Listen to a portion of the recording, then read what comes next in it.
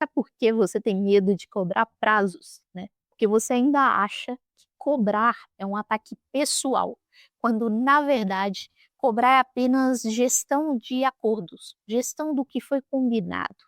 Você está travado porque ainda até ontem, né, você sentava com a galera que você precisa cobrar no almoço e reclamava do chefe junto com eles, né.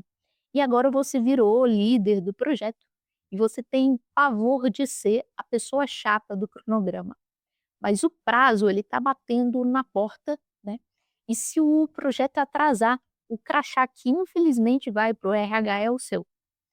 Se você está cansado de pisar em ovos e quer aprender, né, a ter o respeito do time entregando o resultado, entregando as tarefas, as ações combinadas, este vídeo é o seu guia.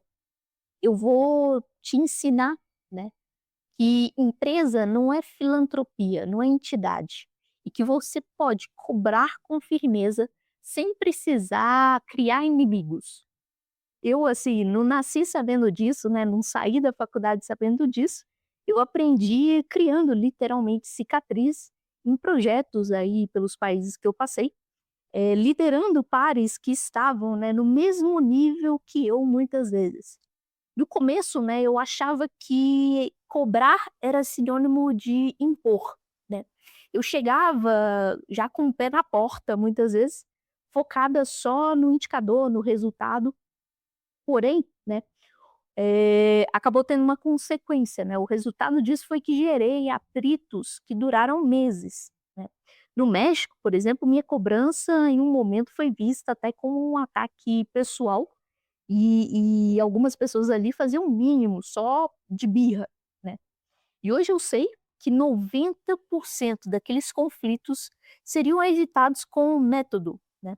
Eu não precisava de pressão, eu precisava de um combinado bem feito. O grande segredo, né, que não te contam nos cursos bem caros que existem por aí, né, ou em MBAs, que você não cobra a pessoa, você cobra o acordo, que foi combinado. Como eu disse até no vídeo anterior, né, sobre liderar sem autoridade, o seu poder ele vem do café, né, da influência.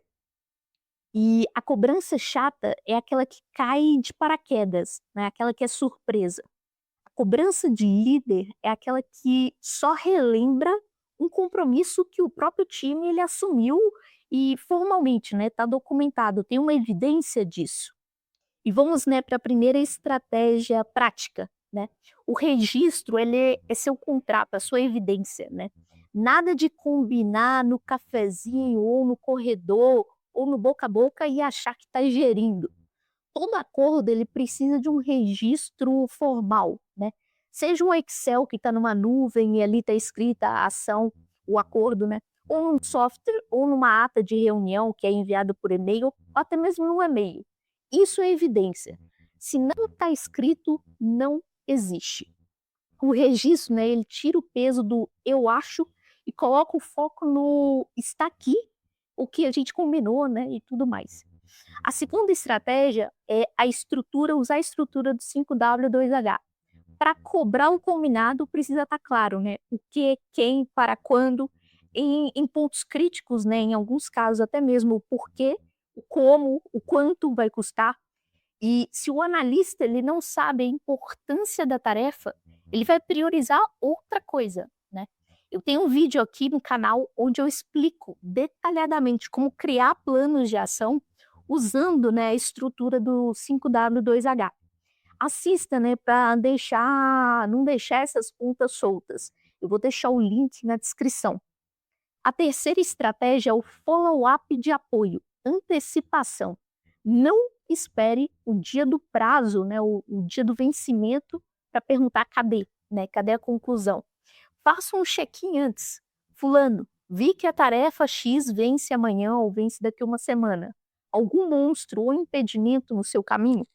Precisa de ajuda para destravar, né? Você não é um fiscal, você é um facilitador. E se o problema aparecer antes, né, ele evita o retrabalho, evita desgastes. Então, faça esse follow-up. A quarta estratégia é a escalada e estratégia com dados, né? Ou seja, escalar para o superior nunca deve ser a primeira opção. Converse primeiro, mas se houver recorrência ou um risco crítico, né, para o projeto, você precisa escalar isso, tá? Esse problema ou esse não cumprimento de alguma ação. E para isso, nada de fofoca. Use dados, né? Mostre um dashboard ou gráfico que quem tem mais ações ali em atraso mostre alguma tendência, né?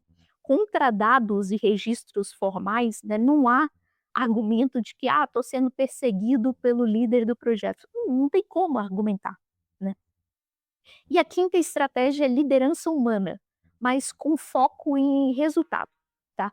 Então, seja empático, entenda os problemas, né? Saiba que está lidando com seres humanos, mas não esqueça, empresa precisa de resultado para sobreviver. Se a pessoa não entrega, ela precisa de feedback e direcionamento claro. Ser, assim, o parceiro, né, ser o parça, é ajudar o time a performar, tá. Não é passar a mão na cabeça de quem, assim, pode comprometer o sucesso do seu projeto, né. Então, saiba muito bem, como agir em cada situação.